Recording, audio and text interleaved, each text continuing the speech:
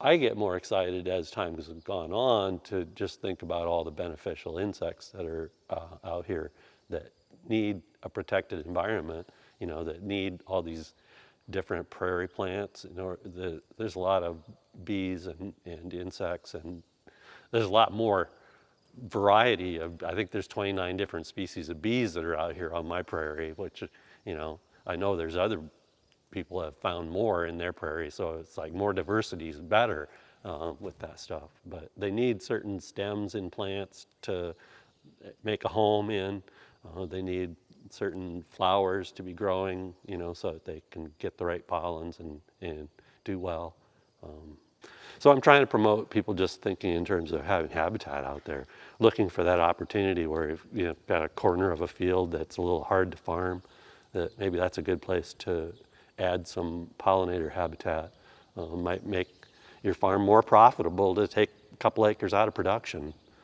Dick Sloan of Buchanan County, Iowa, has created pollinator habitat and prairie strips on a portion of his corn and soybean farm.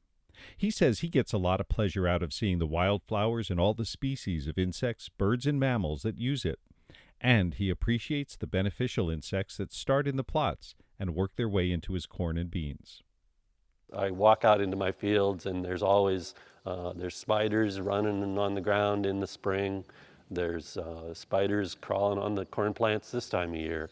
You know, they're hard to catch a photo of them. They're pretty fast, but they can cover a lot of ground a lot faster than an armyworm could get away from them or something like that. That might be a pest that I rarely have to use insecticide. I think I used insecticide 1 year out of about 8 or 9 now. When I think about how these spiders are out there and the beetles too at night and things that, all the different beneficial insects, it's like having an army that's working on my fields, as long as I can kind of keep them alive and provide what they need for food sources and cover and not damaging their environment. Bees across America need habitat like the prairie plantings Dick Sloan has established. That includes both domesticated honeybees, which are under threat from mites and diseases, and native pollinators suffering from habitat loss. Let's look at honeybees. Millions of America's honeybees make an annual circuit around the country, logging thousands of miles, providing pollinator services, and making honey in a wide range of crops and environments. Our year looks like, I guess probably the easiest part would be you start in the fall when we get bees wrapped up in the year. We then ship them down to Florida in November around Thanksgiving and go through bees there. Then they go from there about the 1st of February. They'll go to California for almonds. They come back to Florida. We go through all the bees again, and then they get shipped to Michigan. So down by Kent City, Sparta area, they call the Ridge. That's where the bees come in first then Hart would be next. We go up into Sutton's Bay up by Traverse City for cherries up there, and then come back to Holland for blueberries. Not the same bees, I mean, individual, bees for each one of those because there's no way to, come out of one crop and go into another one. So bees are set aside for the blueberry pollination in Holland, and they go just to there. So, yeah. So then after that, then the bees come out of the orchards, the blueberries, and go into honey yards, and then that's where we produce honey. That's kind of the short version of it. After the honey production is done, and then we get ready to go back to Florida again. When Jim Hilton's bees come home to Michigan, Mike Van Agmel is eager to help them be the best they can be. Van Agmel counts on strong honeybee colonies, bumblebees, and even native pollinators for a good fruit set in his apple and cherry orchards outside of Hart, Michigan. That's why he's planted pollinator forage habitat on his farm. As we go back and look at the supplemental forage, just to talk about that for a minute, when we started about 10 years ago, we've got a mix of wildflowers and grasses there, and that was through our local conservation district is how we got set up. USDA has a program to help fund that, at least on a cost-sharing basis, to get them established. And you don't do any of these projects for the money. You know, you do it for the right reason and try to provide some habitat for bees. As we look back, when we first were looking for a location for this, it's on the south side of the orchard. It drops down towards the swamp. Certainly isn't a good location to plant any trees. It's very steep there, and no air drainage that we need for apples. But it's a perfect habitat, you know, for wildflowers, and it does. It's a long, narrow section here, goes across the whole length of the orchard here, which is about a half a mile here. So. Providing habitat is vital. So is avoiding actions that could kill foraging bees. That takes communication between farmers and beekeepers, like the regular calls between Van Agmel and Hilton. We've had a real advantage with Jim because he truly understands farming and knows the importance. I think probably the biggest thing, and for any grower and beekeeper, communication is the key, you know, and we all get, when we get to the end of bloom and we may have to apply an insecticide, we've got to communicate so that the beekeepers have time to get those bees out. The last thing we want to do is try to hurt any of the bees. Tensions can sometimes emerge between farmers and beekeepers, especially when pesticides are involved. It doesn't help that pesticide exposure may not kill bees outright. Michigan State University Extension's Anna Heck explains. It's very uncommon for us to see a whole colony of bees die outright because of pesticide exposure. That's very uncommon. What is more common is just chronic exposure to pesticides. So over time, the colony gets exposed to insecticides, fungicides, or other toxins, and that can reduce the lifespans of the individual bees and make them more susceptible to their diseases that they have and other pressures and stressors. Bridging the gap between growers and beekeepers is aimed at reducing accidental exposures and helping keep bee colonies strong. So we have a Michigan-managed pollinator protection plan where we also are encouraging beekeepers and growers to have good communication. So we understand that beekeepers are managing pests and diseases, and so our growers, and having good communication about what that looks like can help. A lot of our pollinator stewardship guides focus on trying to reduce harm to pollinators from pesticides and giving growers different strategies to try to keep bees healthier. One of those strategies is also planting habitat and increasing forage for bees. The Bee Integrated Demonstration Project was piloted by the Honeybee Health Coalition in North Dakota starting in 2017. The project brought together farmers, ranchers, and beekeepers to better understand each other's businesses and promote best management practices that each could adopt to help improve the health of honeybee colonies. The concept is spreading to other states now. Oregon beekeeper Dirk Olson and the agronomy team at AgriCare keep in close contact even before Olson delivers hives to AgriCare's 600-acre organic blueberry operation near Independence, Oregon. We spray at night during that month and a half period when the bees are at our farm. So, and that is just to reduce any negative impacts that the spraying would have on the honeybees. And you know, even the organic fungicides that we're using during that time period could potentially have some negative impacts on the pollination. We don't want to cause any damage to the honeybees that Dirk's providing, and we also want to make sure that our blueberries are pollinated adequately. The AgriCare team has planted pollinator habitat across its blueberry operation. The company's agronomist, George Kaufman, says they've seen an improvement in yield and in the activity of other beneficial insects in the crop. So this is a 600-acre blueberry farm, and through the middle of the farm there's a row that we planted native pollinator plants, flowering plants instead of blueberries. And then all around the outside of the farm we have a mix of native riparian and remnant habitat and also planted pollinator habitat. About 5% of the ground here is reserved for native plants and pollinator plantings. The plants that we plant are all native to this area, and it's a mix of flowering species that bloom basically from spring into fall time.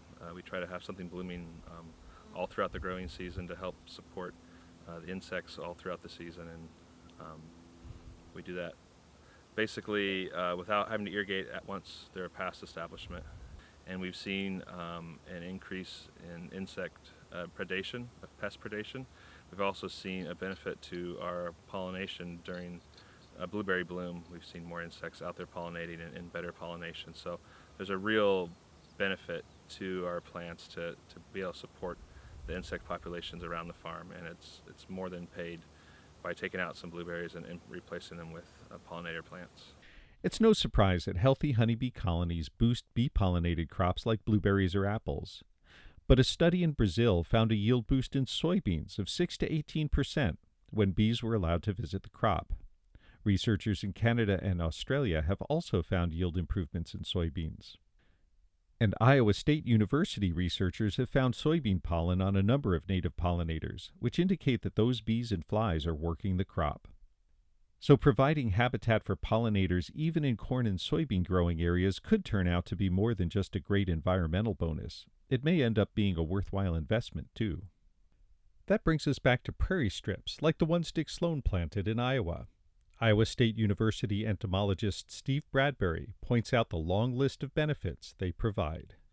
And those strips are providing multiple services: soil erosion control, water erosion control, and providing habitat for pollinators. Prairie strips and other pollinator habitat involves a lot of plant species, good site preparation, and a bit of management, especially the first couple of years. Steve Bradbury explains how to set the stage for success.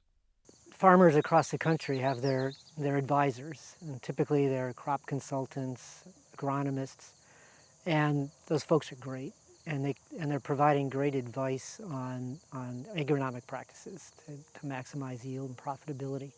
Some of them actually know a heck of a lot about habitat establishment, and so there may be some producers that find themselves in a great position because their crop advisors also have great expertise in habitat establishment.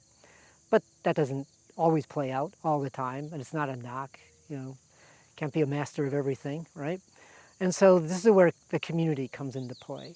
And I think what's important for agronomists, crop advisors, is to know some of the other folks in their county or in their territory. It may be the Pheasants Forever biologist, it may be an NRCS biologist, Fish and Wildlife Service biologist, and to just be attentive to their clients' discussions.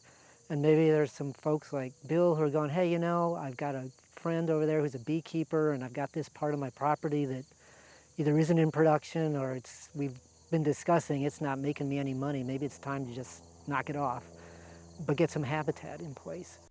Just like getting communication going between farmers and beekeepers, creating pollinator habitat benefits from communication between farmers and their neighbors, especially the first couple of years of establishing perennial habitat, when the plants are concentrating most of their energy on root development and the growth on the surface looks, well, like a patch of weeds.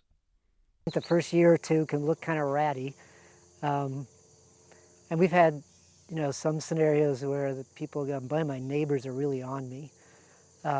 So I think it's fair to say that we all have a role in extension and the other organizations we work with or work for to sort of help landowners that are starting to put in habitat so their neighbors and the community realizes, no, we're not creating a weedy mess here. We're creating some habitat for beneficial insects, honeybees, bumblebees, monarch butterflies. So I think we all have a lot of work to do to help make sure everybody understands with change there's things that don't seem normal. That doesn't seem like what we used to do, and that's true and fair enough. But how do we just kind of help everybody move past that change? Dick Sloan liked his prairie strips so much he's putting in more this fall, and he says the new ones will help him farm more efficiently and profitably than ever. Well, the Soybean Association, the Iowa Soybean Association, did a study a few years back, and actually on my farm they took my yield records and they were able to say, well, you look at certain fields and you've got a pretty consistent low yield in certain areas of your field, and they cost just as much to operate in those places, the cost of all the things that you pass through that area, and so you're not getting, a good return on the investment here. The average yield, it's lower in that area, and it just doesn't pay. So if you could actually stop spending money there, get it into CRP, some programs like that, that'll pay you something for the ground. A couple $100 a year is better than a loss. So, and it'll do a lot of good for the environment. It's in the corner of a field, and then it's on a slope, and it's this light soil that's eroded on the top. Plus, the shape of the waterways, that was where my point rows always was up along where, and so I'm going to get rid of those point rows. I'm not going to have any more point rows. I can plant the bottom of the field. I looked at my yield maps, and it's like, yeah, about 12 passes up, is where I need to stop. So it kind of got figured out where it'll be easier to farm it. I won't be trying to figure out how to get into that corner. I'll be able to just drive up to the prairie and then back away from it, instead of running into a fence. In the end, pollinator habitat could literally be the cherry on top of other farm management measures. And maybe you're talking to some folks about establishing a prairie strip, or you're talking to some folks about establishing a saturated buffer or installing a bioreactor. One of the things to think about once that saturated buffer gets installed or that bioreactor is installed, instead of just putting grass seed on the footprint, let's plant some pollinator seed mix on top of that footprint. Again, as we talked about before, every little bit counts.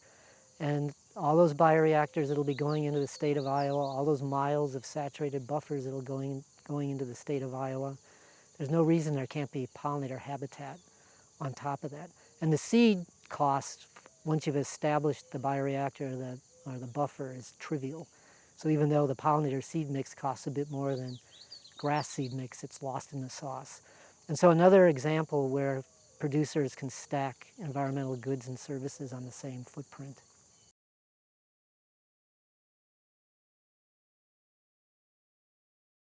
We'd like to thank our generous sponsors for making it possible to bring this virtual tour to you today. CTIC is a member organization, and our members, sponsors, and partners are the key to our success in so many ways. To view this video again, see bonus online content, or find much more information about all kinds of conservation farming systems, visit our website at ctic.org.